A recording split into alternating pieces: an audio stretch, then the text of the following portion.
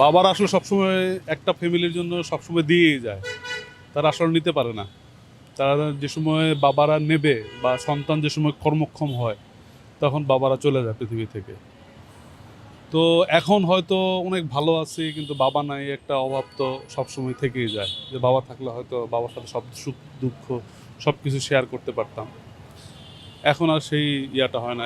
এটা একটা কষ্ট, এবং খুব ভীষণ কষ্ট এটা আসলে।